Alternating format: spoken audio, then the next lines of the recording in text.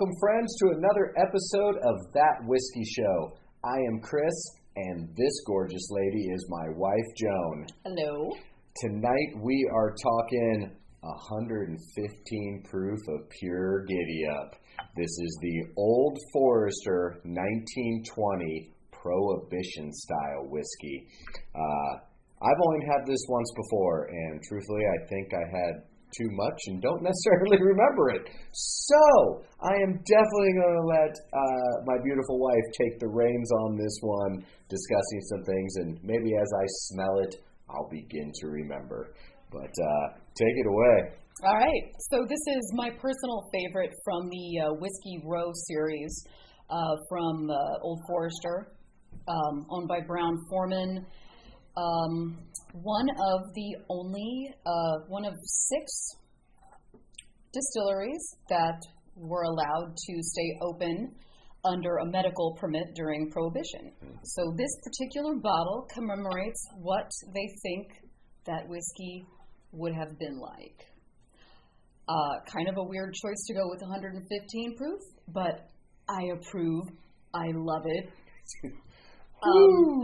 So even if you want to go ahead and water really high proof whiskey down, that's fine. It's better, in my opinion, to water strong whiskey down than to have it in the bottle already watered to, say, 80. There are very, very, very few whiskeys that I like that are coming in at 80 proof. That's a good point. I didn't even really think about that. You know, you can tone it down to your liking. You can water it, the same juice to 80, and it will taste better than something that's been sitting with that much water in the bottle.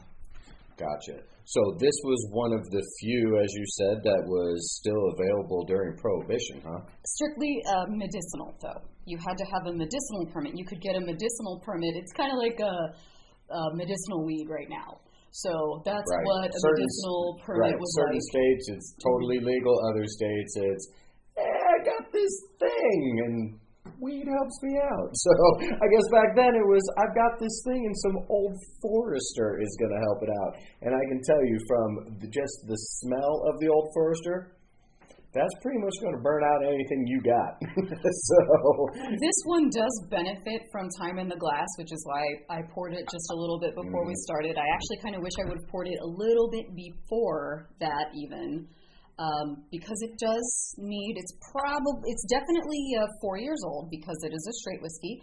So, and it doesn't have any other age statement, so that means it's a minimum of 4 years old.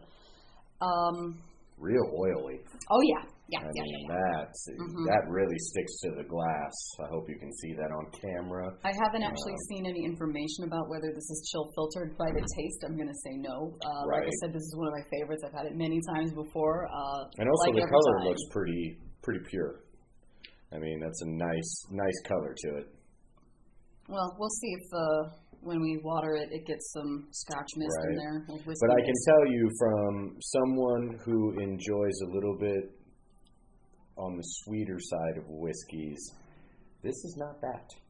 It definitely has sweetness to it, and I think once you water it, because the sweetness comes out a little bit more. If you really give it a nose, that's a whole lot of gasoline. Does hit you in the nose. Yeah, that's when you're nosing from a glass like this.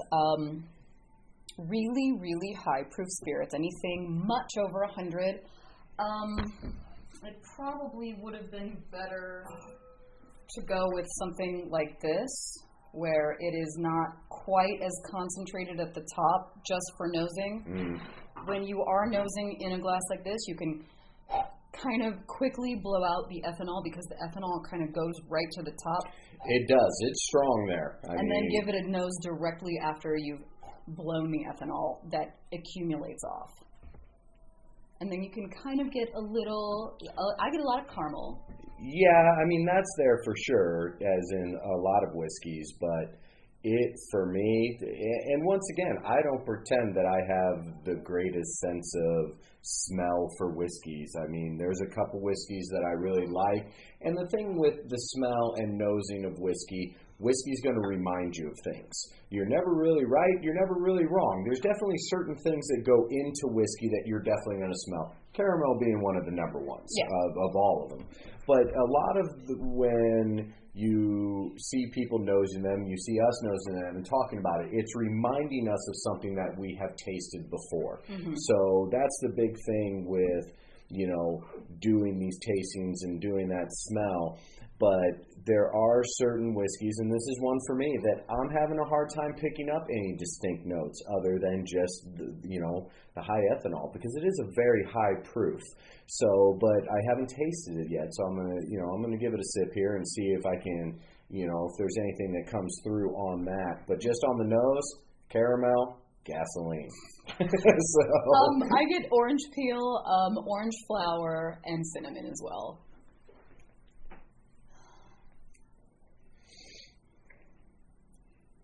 And like almost a creme brulee kind of thing going on. Now, you see, it does surprisingly have a much smoother flavor to it than it does smell. The alcohol burn isn't as much as I thought it would be for being 115 proof. It's definitely there. It's there. You can feel it. It tingles the tongue. You feel it in your chest for sure. And oh, look at that. I had my old man readers stuck right into my glasses. Hello there. Those are your actual glasses. They're not readers. Oh, I don't wear glasses. He totally wears glasses. So do I when I'm not wearing contacts. Anywho, surprisingly smoother on the palate than I remember, but you definitely feel it going down. You can feel that go all the way down to your stomach for sure. You get that burn in there. But, 115 proof, of course you're going to get that. Yeah. Another little tip when you're tasting something higher proof, kind of let it go around the bottle. Or if you don't know what you're tasting, if you're doing a blind, let it go around the glass. And as the legs form at the top, you will see a bubbling. I don't know if, you see a bubbling right here. And that gives you a tip that there is a lot of alcohol concentration in there. So you might not want to get your nose right in there and go for it. Right. I will say that it is really tasty, but all I get out of this is that your bourbon caramel. I'm not getting a lot of, there's a small hint of dried fruit in there. I think I get cherry and orange primarily fruit wise. But definitely for me it is 90% caramel with that high alcohol. And I get creme brulee on the finish and cocoa. Oh, see, I don't get that at all. No. But once again, much more experienced palate than this kid. So it's not a particularly sensitive palate. I have to work for everything I get. I've got terrible sinuses and.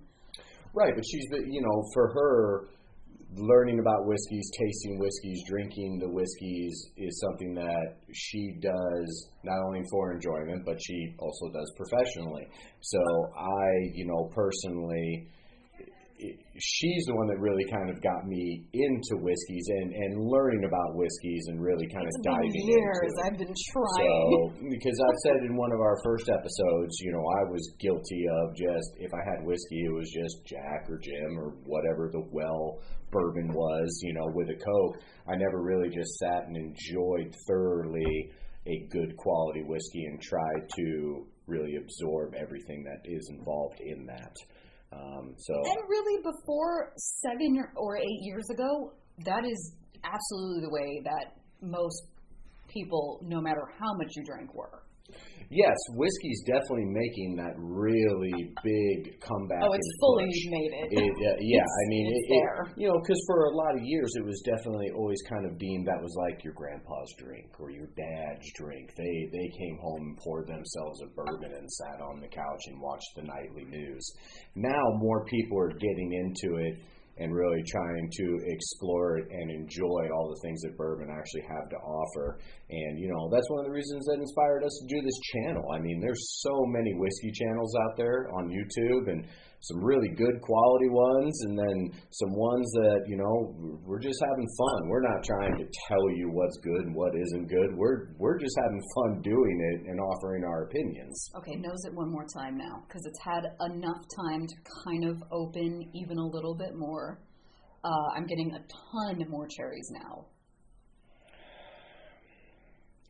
I'm definitely picking up on the fruit, but I can't identify it like you are with able to being saying cherry or not. But I get the fruit for sure. This benefits from time in the glass. I would like a little water in mine. Absolutely. I would like to see what the water does to kind of. All right, about a half a drop or so. We're going to go full on flavor. In there.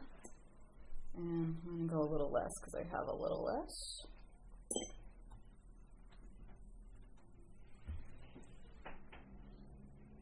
Now you see that calmed it down. That brought out the fruit even more. It really did. It calmed down that high ethanol burn and did really instantly open up to where someone even like myself can now you can start to get the distinct. I'm getting more intense green apple off of this, or any not green apple necessarily, but like a Fuji or a tart apple, way more tart apple. See, I get in the nose than I've got from anything that hasn't been a single the cherry Scotch. that you were talking about now. For me, that's what's shining through.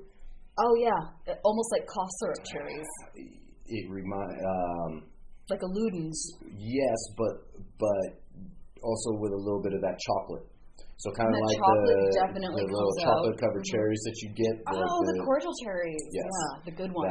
It has a little bit more hint of that in it now with the water. So definitely for the nose, the water did wonders for me to be able to smell. Oh yeah, and you get the oak now. The barrel selection for this. Really, I think important. I think they're using some honey barrels in there. I definitely think that. I hope they don't use them all up because I want to be able to get this. This is something that I would absolutely drink with water at all times. for me, it opened up the flavors and it did take some of that harsh burn out of it. I mean, it still burns. It's 115 proof. We're not going to kid you. This isn't burn anymore. It does for some of us, but it is really good. I definitely prefer it with water. There's a lot going on in there. Nothing is overwhelming. It's not like cherries. It's cherries. Right. Orange. Now there's at least two other Old Foresters, right? Three other ones, actually. Okay. There is the 1870, the 1792, and the 1910. Now this is the highest proof one, right? Yeah. Okay. Yep. The bottled and bond is at 100. I don't know off the top of my head what the other ones are. They are obviously lower. Right. None of them, I don't think, are 80 proof. And do we have any of those? We don't. Okay, because I would be interested to do a comparison, and maybe we'll try to score a bottle of one of the other ones so we can do a side-by-side comparison sometime. There's huge differences between all of them. A lot of people love the 1910. If you are a fan of just that very, very, very kind of characteristic bourbon, this is what American bourbon is. The 1910 is going to be right up your alley. Super caramely, super vanilla, really easy to drink, really approachable. 1910 is going to be more your speed if you are into a very traditional bourbon palate and a lower proof. Gotcha. Now, what is the availability of this? Is this pretty widely available? Okay, that's what I not thought. cheap though. I paid somewhere between $60 and $65 for this bottle. That is pretty much always what they go for. There was a minute where this was unavailable, and I cried. I didn't actually cry, but I felt like crying. I was like, oh, I cried. But it has come back.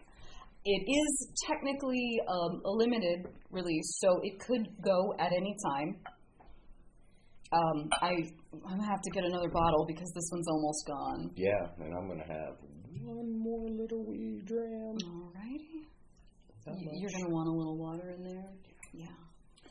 But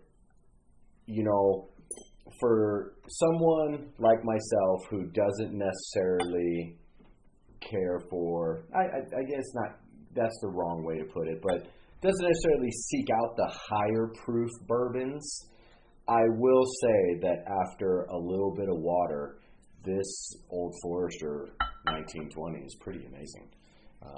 As you can see, I went back for a second one because, I think the first time that she gave this to me, I don't remember it. I put it over ice for you. And that's probably why, because it was over ice, so I think I probably enjoyed it a little bit too much and maybe had one too many. You actually said you didn't really like it, and I ended up drinking the rest. Oh, okay. That particular night. All right. See? Loss of memory. One of the first things that goes with age. Anyways, I definitely... this is something that if you were to want to explore... I'm not getting that. But this is definitely something that if you wanted to explore a higher proof whiskey, this would be a good one to go to. I definitely think so. Definitely not a start your whiskey journey with, but I wouldn't. No. There's a lot going on. A lot of the reviews on this say that it's not complex. I disagree. I think it is. I think there's a lot in the nose and a lot in the palate. It's very well balanced. I mean, it's not the most dynamic whiskey that has ever been produced, but you can almost always get it for $65. And there are $100 bottles that are not as good as this. Yeah. Tons of them. Because we've had some pretty expensive whiskeys, and there's been a couple that she's brought home that 2 years ago, I didn't like the Birthday even as much as this. And I was just like, this is really expensive, and it isn't that good. We'll kill a bottle of $15 mellow corn, and I think that stuff is amazing. And every now and then you pick up a $100 bottle, and you're not that happy with it. But I think for $60, and if you want to explore higher proof, I definitely think this Old Forester is the way to go. And really, when you get the high proof, think of, an 80 proof whiskey, think of the bottle as only being filled up that much. Mm-hmm. So you get a $40 bottle that has less. You stretch it out to the same proof. Right, and by adding water. And you've got much more whiskey. That's actually the point. Yeah. And that's where the flavor rides. The flavor, rides on the proof. Mm-hmm. You're just not going to get an 80 proof bourbon that has the flavor that something like this has. She has a point. Correct me if I'm wrong. Anybody that wants to give me a suggestion for an 80 proof whiskey that has the flavor density that this has, I would love to try it. Yeah, please do. Leave that in the comments. That's an interesting thing. If you think that there's an 80 proof whiskey out there that you feel pretty passionate about, and they're like, no, this is very complex, got some really awesome notes and some delicious flavors, please leave that in the comments below, and we'll check it out and we'll do a review on it too. This is really exciting for us. We're just enjoying ourselves. This is a nice way for us to spend time together, both doing something that we enjoy, which is, first of all, spending time together, and then having a nice drink or two and to be able to do this show. It's something that we look forward to on our Friday nights and to bring to you, hopefully, each week. We may have slacked one week, but I was not feeling very well last week. But, this isn't a job. This is fun for us. So if You miss a week, you miss a week. We'll always be bringing you some kind of content. So if you're digging the show, you know what? Hit the like button, hit a subscribe. If not, no worries. But definitely feel free to comment. Leave some comments. Let us know if there's specific whiskeys you would like for us to check out and try and do a show on. And as always, from the both of us, thank you so much for watching that whiskey show. We do truly appreciate it. Thank you.